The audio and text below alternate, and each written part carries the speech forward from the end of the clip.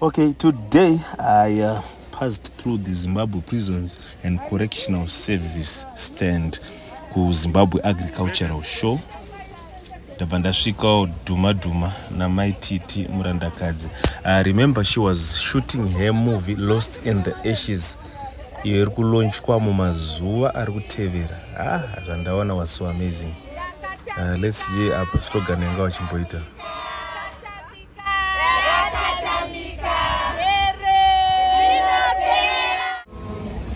Yongela minyaka bengiphila kuyo baphenduka inhlekisa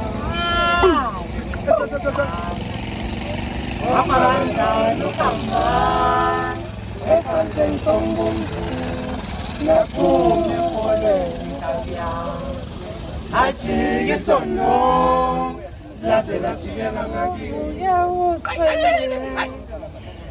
avuke ngosen aphe esipakapake ayibona le nkanyezi lomsila empumala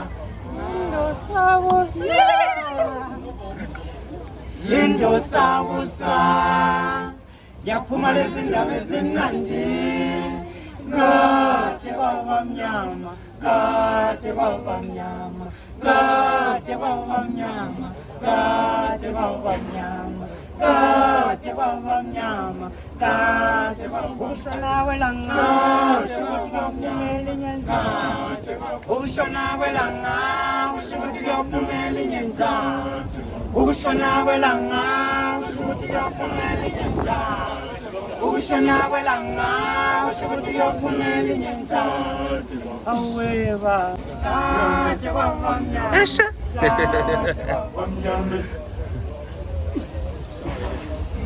I am in this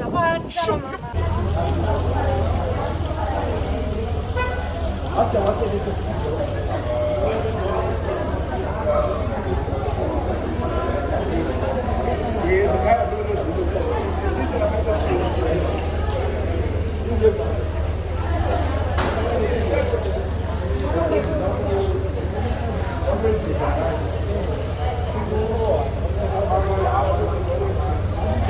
Sandi muri kugadzira here izvi ungatitsanangura here zvamuri kudzidziswa muri Zimbabwe? Ini ndinonzi Rivautu Khumalo from Kami Prison Workshop in Bulawayo. I'm based in Bulawayo. Ndakauya kujere ndisina ruzivo remotomeki, asi nekugara kwangu kujere 4 years ndakauya neattempted murder. Nekugara kwangu kujere ndakatoona kuti akugara zviti singaiti chinhu, ndofanira kukuta ndine something mujere kuratidza vabereki kuti hai hazina kuperera ipo papa, ndiri kuendarira mberi nelife. Asi izvezvi ndaamiclass 1 in motomeki neautomobile electronics. Right, isusu takagadzira dhami yetu iyi sketch yemudududu. Sketch yemudududu iyi isusu neruzivo rwetu takatoona kuti dududu hauna mahazard, tikatowedzera mahazard neruzivo rwetu chinhu chino. Kuno transmission system. This is our 5-speed constant mesh manual gearbox. How it works. Tine input shaft, output shaft, lay shaft. Right? Isusu tiri kuti gear number 1 igear hombe iri. Gear number 1, 2 anoita tete kuna number 1. 3 anoita tete kuna number 2. 4 anoita tete kuna number 3. 5 anoita tete kuna number 4. Why do you call it 5?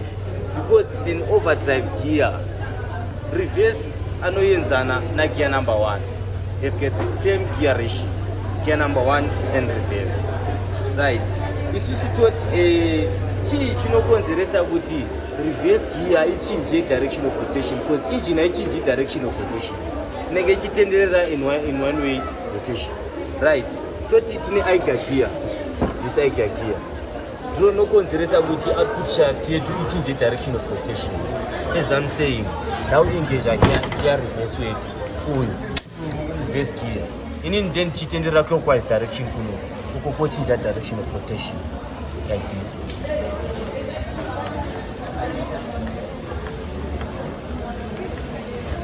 Right, we've got the same selector detents. Pasarema selector detents zero preventer kuti ma-gears 2 asa-engage simultaneous at the same time. We engage gear 1 at a time.